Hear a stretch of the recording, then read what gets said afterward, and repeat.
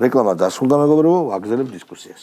ანუ რასაც უნდა იმას ჭრიან და იმას კერავენ, როგორც აი მაგალითად ევროპული ღირებულებები. ან ვისი სახელობის მოიგონებენ რაღაც ევროპული ღირებულებების სახელით რაღაცა უბედურებას დემოკრატიის სახელით, თავიანთ ქვეყანაში ის რომ რასაც ჩვენი ეს მოწყვლადი საზოგადოება აკეთებს, იქ არის შიდა ტერორიზმი, იქ არის ბრძოლა სახელმწიფოს წინააღმდეგ. ჩვენთან კიდე დემოკრატია და ასე ამგვარად აშტერებენ ამ ხალხს. და იმ დონეზე არიან უკვე გამოშტერებულები, რომ ვისი სახელობის პრემია მისცეს. ანუ ხალხი გამოდის და იძახის, რომ ვებრძვით რუსეთს, ვებრძვით რუსეთის ხელისუფლებას ჩვენს ქვეყანაში. და ამასობაში უხარიათ სახაროვის სახელობის პრემია, რომელიც იყო პირველი იდეოლოგი და საბჭოთა კავშირის ახალი კონსტიტუციის შემქმნელი. პირველი სეპარატიზმის მხარდამჭერი საქართველოსთვის. ანუ ფაქტიურად საქართველოს მტერი. პატარა იმპერია. რა თქმა უნდა, არა, ფაქტია, კი. ანუ ეგ იყო მისი აგიტაცია, პროპაგანდა, ეს იყო მომზადება სეპარატიზმისა საქართველოში. ეს სიმბოლურიც არის, რომ ზიამაღლობელს იმენ სახაროვის პრემია მიეცა. და ეს მაგალითად აი ჩვენი ყოფილი პრეზიდენტი მაგალითად სალომე ზურაბიშვილი ჯერ მისცეს თუ არა ეგრევე გამოხდა და გილოცავთ და რაღაცა და მისცეს სახაროვი. არა, მაგას არა, ამაღლობელს რომ მისა გადაეცა ეს რაღაცა პრიზი, ხო?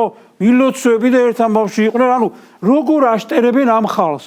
ანუ ვერაფერი რომ არ ციხეში აი ხვდები, აი სახაროვის პრემია მისცეს და რომ თავიანთი სისუსტე რომ არ წარმოიჩინეთ, ანუ ხო დაიჭირეს და ვიღაცებმა ხო შეხედეს დანარჩენებმა, ნახეს მზიამაღლობელი კიხტუნაობდა ჩვენსავით და აგერ დაიჭირეს.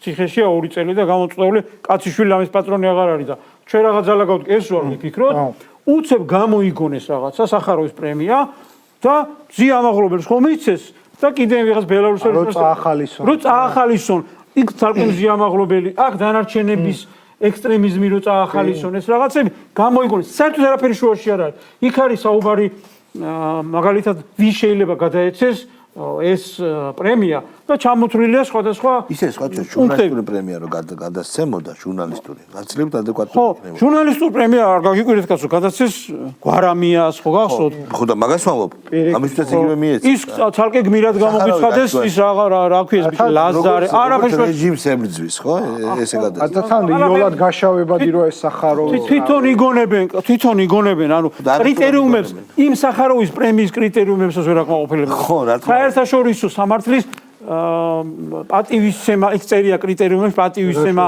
მე იქ წერია რომ მაგალითად უმცირესობის უფლებების დაცვაში შეტანილი წვლილი და ასე შემდეგ შემოწმება აქ შეტანა ეგ შეიძლება და ასე შემდეგ მოქმედებას ხო არ იცნო ნიფაქტ რომ არც სრული არა მაგ და ასე შემდეგ წყალბადის ბომბის შემქმნელი ხო სახაროვი და რა წარმოდგენა უნდა მქონდეს ახლა ის ბელარუსელი ჟურნალისტიც არის და შეიძლება ფთებიანი ანგელოზია მაგრამ რასაც ბზია მგონია როგორ დააჯილდოს ისე ის დააჯილდოს მისმა მეუღლემ რომელიც საერთო ვითარებაში ყველა ამბობს რომ აგენტი იყო მეუღლე და შეასთინა ეს აკადემიკოსი კაცი ხო ნუ მაგას არ აქვს არსებითი მნიშვნელობა მე მართ გითახმები შენ როგორ გამოდის იცი რომ სახაროვის ეს ასპექტი იქაურმა უცხოელებმა რომ საქართველოს არის ახებზეც კიდე ასაგები მაგრამ საინტერესებს არა არ საინტერესებს უბრალოდ ვიღაცას იფიქრეს აი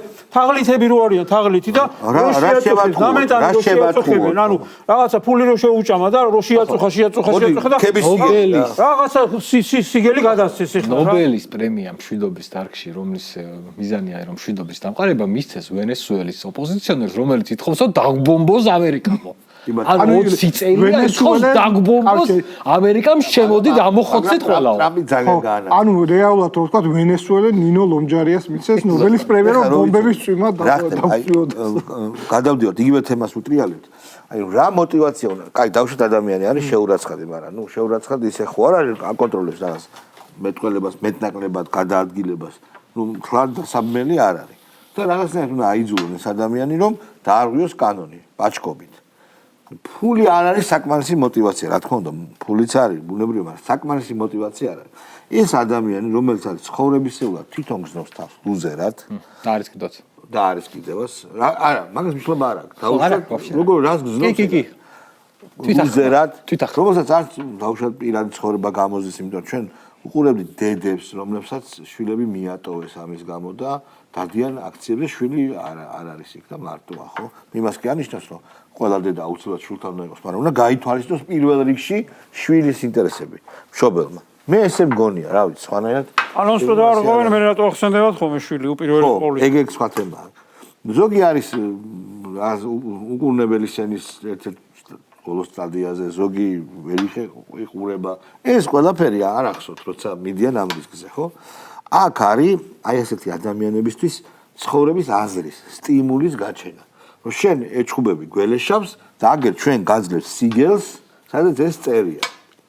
ამ ადამიანისთვის ეს აღიარება, ეს სიგელი, რომ აი შენ ამერიკის რომელიღაცა NGO ფონდის რომელიღაცა პროფესორმა ან შვედეთის პარლამენტის ან თავად ბალტიისპირეთის სეიმის დებილობამ გიჟიმანტას არა აი მოქმედი გავაგზელებ რა მოგცა ეგა და მოდი რა აგე ნახე რა კაი რაღაცისთვის იბრძვი რა ფსიქოლოგიაში არის ეგეთი მომენტი რა ეხლა მაგალითად თუ პაციენტს ჯერა რომ უცხოპლანეტელები არსებობენ შენ დაუწყებ მტკიცება რომ მართლა არსებობენ და აქ ისეა ესე იგი ამძიმე პაციენტებს მდგომარეობას ხო ეგეც არის ხო და ეგენი ამძიმებენ პაციენტებს უნდა არა არ ამძიმე სარგებლობენ რა არა ანუ როგორ არის ზუსტად სარგებლობენ და იყენებენ იმათ მდგომარეობას ვისი მოტყუებაც მარტივად შეიძლება ანუ ვიღაცისთვის მაგალითად ავიღოთ საქართველოში ვიღაცისთვის ესტონეთის საგარეო საქმეთა მინისტრი ვინმე ცახკანა თუ რაღაცა ცახკანა არის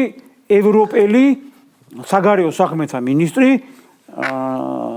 და მისი სიტყვა ხო ჩვენთვის ნიშნავს ჩვენთვის რა ღმერთმა დაგიფაროს მათთვის ნიშნავს რომ ის კაცი სუნავს მათი ოჯახებისა და მათი შვილების კეთილდღეობაზე ამასობაში ერთი კვირის წინ ჩატარდა არჩევნები ესტონეთში. თაკნამ. მისმა პარტიამ 1 რაღაცა 7% აიღო. თვითონ რამდენი პროცენტი აიღო ხალხო იცი? 2000 ხმაც ვერ აიღო. თვითონ თავად როგორც მაჟორიტარი. თვითონ 2000 ხმა ვერ აიღო და ის კაცი ჩვენ აქ გვიწყობს რევოლუციას. რა იგივე. ხო. და წარმოიდგინეთ ახლა ხო, აი ეგეთი მაგ კატეგორიის ადამიანები რაღაც აი რომელიც ეზიზღება ესტონელებს. ხო, მეორე გირჩმა უფრო კარგი მაჩვენებელი დადო, ვიდრე იმათმა. აი, რა ვიცი, რომელმა დადო 1.7% ხიდაშელები და ეს კატეგორია ხიდაშელი რომ ეხა რომელიმე ქვეყანაში გადატრიალებაში რაღაც მცდელობა ქონდა. თავრობის სახელით. ხო და იქ ხალხი ტაშუკრავ, წარმოიდგინეთ ეხა ეგეთი დაღუპული ქვეყანა, სადაც თინა ხიდაშელს ტაშ დაუკრავენ რომ მათ ინტერესებზე ზრუნავს თურმე. დაახლოებით ეგეთი სიტუაციაა და ეს იაშტერებენ ამ ხალხს. ანუ თავის დროზე რაღაცა რეპუტაცია ჰქონდა და ჩვენი რაღაცა ინფორმაციული ნაკლებობისა გამო ადამიანებამდე მისული არ იყო ის ინფორმაცია, რასაც დღეს უყურებთ.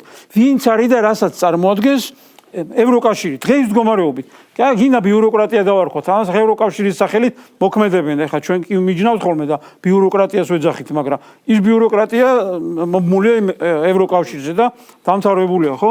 მათ რაღაც რეპუტაცია ჰქონდა და ამით ისარგებლობენ და ჩვეულებრივად ატყუებენ ამ ხალხს. ანუ რომ გამოდიან ევროპარლამენტში ევროპარლამენტარები ისინი მარტივად იციან რომ უნდა მოატყუონ რაღაცა კატეგორია ხალხის.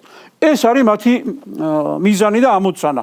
და აი ამ ხალხის მოტყუებით რაღაცა სულ საქართველოში იყოს რაღაცა არეულობა და არასტაბილურობა. რაღაცა ფორმით შექმნა თუნდაც აი 1 წლის 300 რატო ითვლიან, აბა 329 დღე რაღაცა 1 წლამდე როგორ მეუნა ავიძრენ ალბათ და მე თავიდან რა ვიცი, ან დაიწყებენ ან რაღაცა მაგდაგვალი იქნება და ხო, ანუ ესენი ცდილობენ რომ ეს საზოგადოება მოატყუონ და ქვეყანაში შექმნან არასტაბილური სიტუაცია.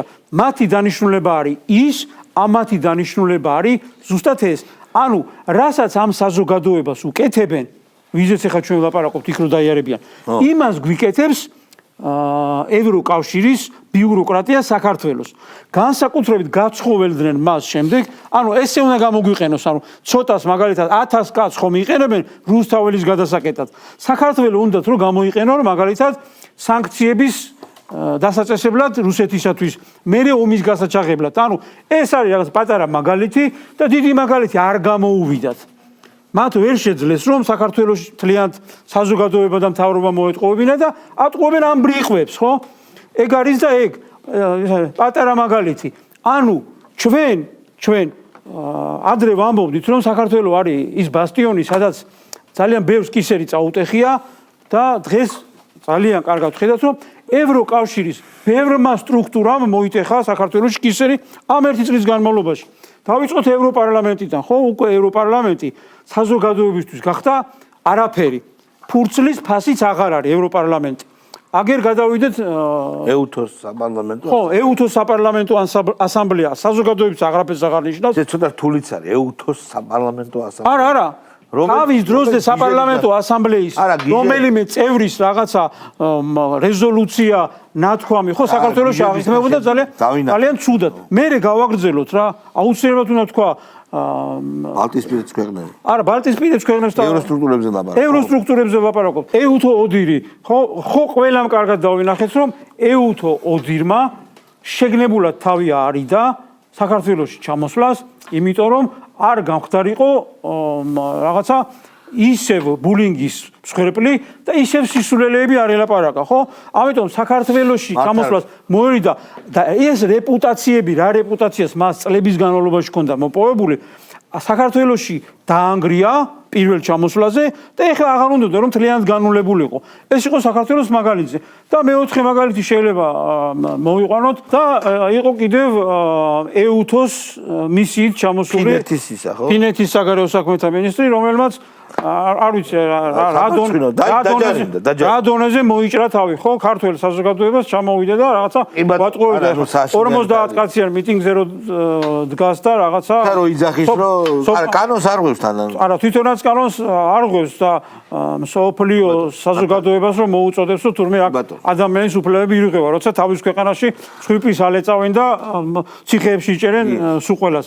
ანუ ამ ხალხმა ფაქტიურად თავიანთ ქვეყნებში უკვე ლიბერალურ ეგრეთ წოდებულ დემოკრატიებს სახელმწიფოებში კრიზისების მოგვარების საშუალებები აღარ გააჩნიათ, ამიტომ გადმოსულები არიან შეტევაზე, რომ რომელიმე რაღაც გადაფარონ რაღაცა ფორმით და საქართველოს ზოგადად გამოიყენონ იმისათვის, რისთვისაც ჭირდებათ. ერთადერთი მიზანია რუსეთთან ომში ჩაბმა. ზოგადად მეგობრებო, გასასრულს ერთი რამე შეიძლება ვთქვათ, ბევრი რამე შეიძლება ვთქვათ.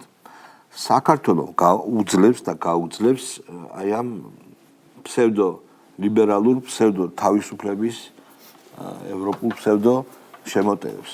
რატომ? რამდენიმე მიზეზი აქვს. მე თვითონ მათგანზე ვიტყვი. პირველი, ეს არის თავად იქ იმ ბანაკში არის ძალიან დიდი დეკადანსი. თავად იქ.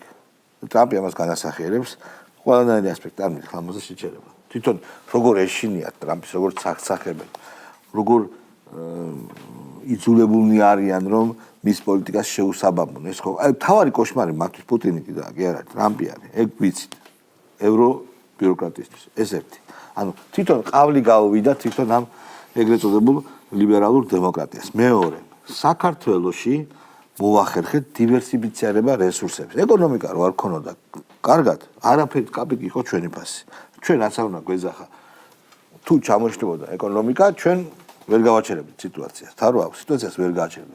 ერთ-ერთი მთავარი დამსახურება სიმაგრე საქართველოს ხელისუფლების არის ის, რომ მოახერხა ეკონომიკის დივერსიფიცირება. რომ ნებისმიერ ვარიანტში ჩვენ იმდენ ქვეყანასთან აგვაქვს, იმდენად მჭიდრო კავშირი, რომ ჩვენ ვავსებთ ამ ყველაფერს და ამ ომის პირობებში მშვიდობა, ეს არის მესამე ყველაზე მთავარი, შევინარჩუნეთ მშვიდობა, ამ ომის პირობებში ჩვენ ვითარდებით.